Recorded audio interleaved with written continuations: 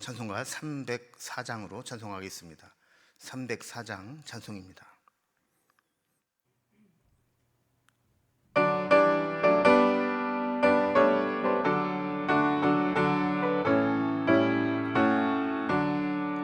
그 크신 하나님의 사랑 말로 다 영영 못하네. 저 높고 높은 별을 넘어 이 낮고 낮은 땅 위에 죄범한 영혼 구하려 그 아들 보내사 화목제물 삼으시고 죄 용서하셨네. 하나님 크신 사랑은 측량 다 못하네. 영원히 변치 않는 사랑 성도여 찬양하세. 괴로운 시절 지나가고 땅 위에 영화쇠할 때 주 믿지 않던 영혼들은 큰 소리 외쳐 울어도 주 믿는 성도들에게 큰 사랑 베푸사 우리의 죄 사했으니 그 은혜 잊을까. 하나님 크신 사랑은 측량 다 못하네. 영원히 변치 않는 사랑 성도여 찬양하세.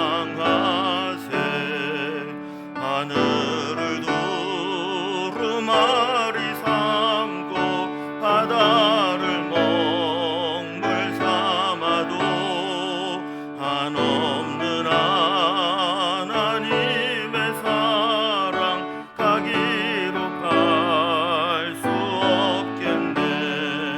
하나님의 크신 사랑 그 어찌 닿았을까. 저 하늘 높이 쌓아도 채우지 못하리.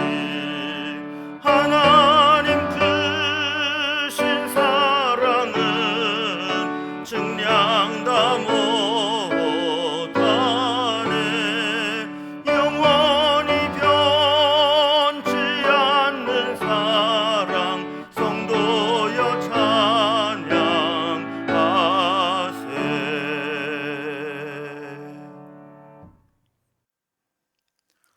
찬양하세. 함께하는 하나님 말씀은 아가서 8장 5절에서 14절까지 말씀입니다.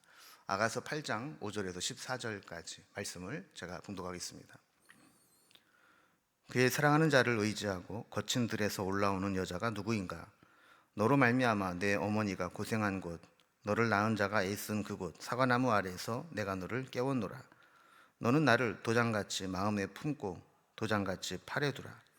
사랑은 죽음같이 강하고 질투는 수올같이 잔인하며 불길같이 일어나니 그 기세가 여호와의 불과 같으니라. 많은 물도 이 사랑을 끄지 못하겠고 홍수라도 삼키지 못하나니 사람이 그의 온 가산을 다 주고 사랑과 바꾸려 할지라도 오히려 멸시를 받으리라. 우리에게 있는 작은 누이는 아직도 유방이 없구나. 그가 청혼을 받는 날에는 우리가 그를 위하여 무엇을 할까? 그가 성벽이라면 우리는 은 망대를 그 위에 세울 것이요 그가 문이라면 우리는 백향목 판자로 두르리라. 나는 성벽이요 내 유방은 망대 같으니 그러므로 나는 그가 보기에 화평을 얻은 자 같구나. 솔로몬이 바알아몬에 포도원이 있어 지키는 자들에게 맡겨두고 그들로 각기 그 열매로 말미암아 은 1000을 바치게 하였구나. 솔로몬 너는 1000을 얻겠고 열매를 지킨 자도 200을 얻으려니와 내게 속한 내 포도원은 내 앞에 있구나. 너 동산에 거주하는 자야, 친구들이 내 소리에 귀를 기울이니 내가 듣게 하려무나. 내 사랑하는 자야, 너는 빨리 달리라. 향기로운 산 위에 있는 노루와도 같고 어린 사슴과도 같아라. 아멘. 아가서를 통해서 이제 솔로몬과 술람 여인의 사랑을 함께 살펴보고 있는데, 결혼과 동시에 갈등과 위기를 만난 이제 신랑 신부는 지난 시간에 살펴본 대로 서로를 향한 사랑의 노력으로 위기를 극복하고 이제 마지막에는 사랑의 결실을 보게 되는 내용, 해피엔딩으로 이어지게 됩니다.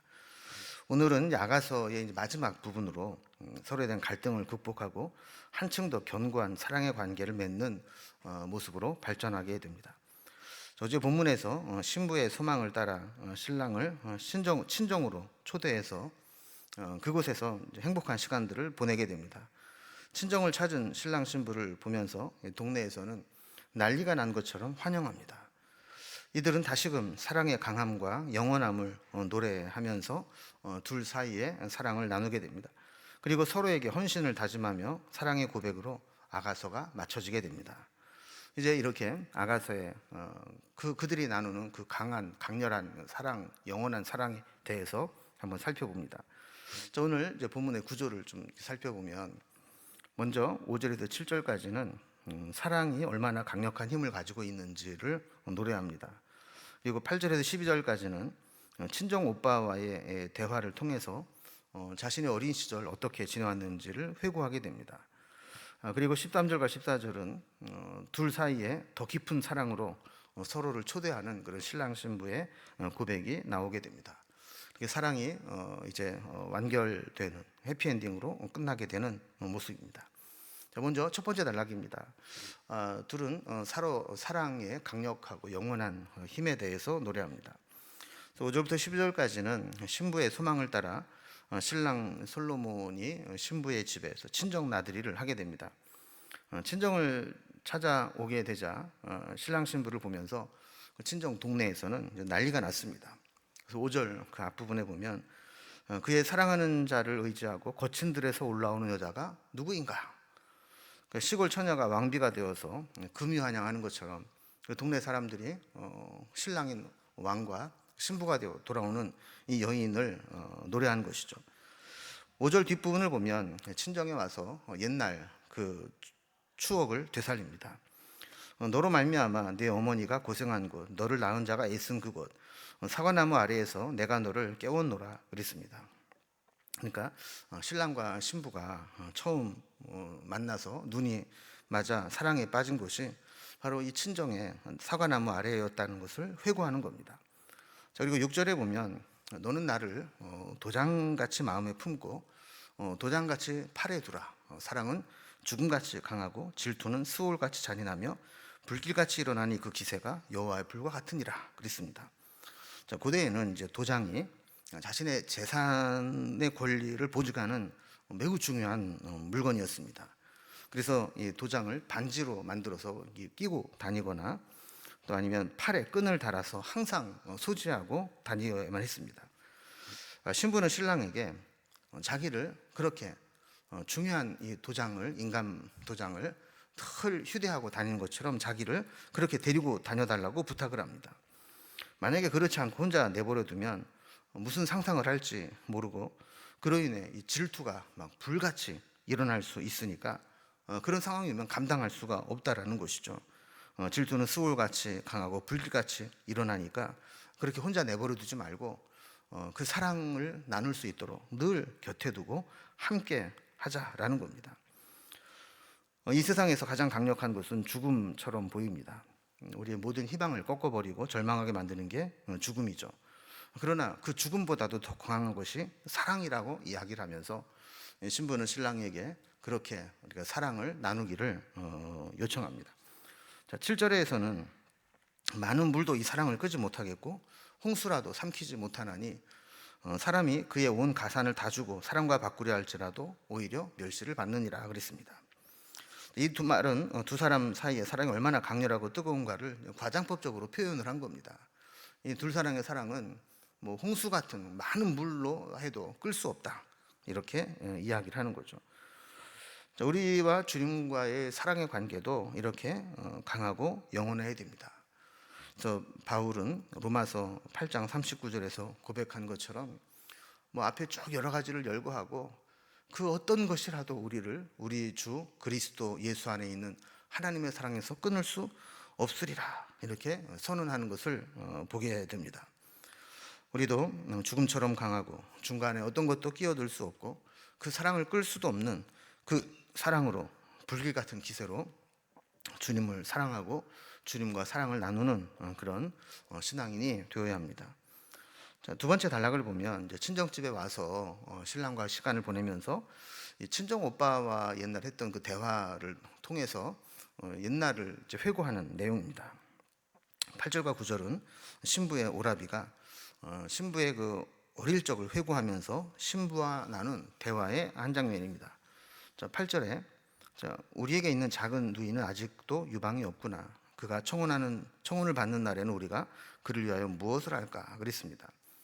아직 이제 유방이 없었을 때는 미성년자, 아직 성숙하지 못한 어릴 때를 이야기하는 것이죠. 그러나 이제 뭐 크게 되면 세월이 흐르고 성장하게 되면 이제 성장해서 청혼을 받게 될 때까지 어린 시절을 보내야 되는데, 그럼 오빠로서 어떻게 해줘야 될까? 그 어린 여동생을 어떻게 보호하고 또 키워야 될까 하는 고민을 했다는 겁니다. 그리고 9절에 보면 그가 성벽이라면 우리는 은 망대를 그 위에 세울 것이요 그가 문이라면 우리는 백향목 판자로 두르리라 그랬습니다. 여기 보면 이제 술람미 여인의 어렸을 때 오빠가 성벽과 성문을 되어주겠다 이렇게 이야기를 합니다. 그 성벽은 적들이 공격해 올 때 부수든지 타고 넘어오는 부분입니다. 문 역시 문을 열고 들어오는 통로입니다. 그런데 정식으로 청혼을 받기 전에 다른 외간 남자가 괜히 찝쩍거리면 그렇게 하지 못하도록 방어하는 역할을 해주겠다는 겁니다. 그러니까 어린 시절에 이 신부는 오라비들이 볼 때에는 보호해야 되는 상대, 외부로부터 봉쇄해야 되는 그런 대상이었다라는 겁니다. 자, 그러나 그렇게 어리던 그 신부가 어느덧 세월이 흘러서 이제 장성해서 멋진 신랑의 신부가 되어서 돌아오게 되었다 하는 것을 어린 시절을 회고하면서 이야기를 하는 것이죠. 여기에 대해서 신부는 다시 오빠들의 이야기에 화답을 합니다. 10절에 이렇게 화답을 합니다. 나는 성벽이요 내 유방은 망대 같으니 그러므로 나는 그가 보기에 화평을 얻은 자 같구나 그랬습니다. 이 말은 이제 술람미 여인이 그 어린 시절 오빠들이 자기를 이렇게 보호하고 외부로부터 봉쇄하면서 자기를 아끼고 사랑해 주었던 그 오빠들의 바램과 같이 이제 이렇게 잘 성장하고 장성해서 이제 신랑을 만날 때까지 자기를 잘 지키고 살아왔었다 하는 이야기를 이렇게 시적 표현으로 한 겁니다. 자, 그리고 11절에 보면 솔로몬이 바알하몬에 포도원이 있어 지키는 자들에게 맡겨두고 그들로 각기 그 열매로 말미암아 은천을 바치게 하였구나 그랬습니다. 이제 신부는 신랑을 자기 오빠들에게 자랑을 하는 겁니다. 우리 신랑 솔로몬이 얼마나 대단한 사람인 줄 아느냐, 그리고 그가 가지고 있는 재산이 얼마나 많은 줄 아느냐. 그 단적으로 포도원을 예를 들어 설명하는데 솔로몬의 신랑의 이 포도원이 얼마나 크냐 하면 소작료로만 은천을 받는 엄청난 포도원을 가지고 있다는 겁니다. 그래서 12절에 보면 솔로몬은 은천을 얻고 열매를 지키는 자도 200을 얻어가는 그런 큰 규모의 포도원을 가지고 있는 그런 신랑을 만나서 지금 살고 있다 하는 이제 신랑을 자랑하는 겁니다. 자, 그리고 나서 이제 마지막입니다. 세 번째 단락을 보면 더 깊은 사랑으로 서로를 초대하는 신랑 신부의 고백이 나옵니다. 신랑은 신부의 목소리를 듣고 싶어하고 신부는 신랑에게 빨리 달려가서 사랑을 나누고자 하는 초대를 합니다. 13절에 보면 너 동산에 거주하는 자야 친구들이 내 소리에 귀를 기울이니 내가 듣게 하려무나 그랬습니다. 그 신랑이 신부를 동산에 거주하는 자라 이렇게 부릅니다. 신부가 노래를 꽤 잘했던 모양입니다. 그래서 솔로몬뿐만 아니라 친구들도 신부의 그 노래를 듣고 싶어하니 한번 불러달라 요청을 하는 겁니다. 14절은 신부가 여기에 화답하는 내용입니다. 14절은 신부가 부른 노래의 가사인데 노래의 가사가 이렇게 되어 있습니다.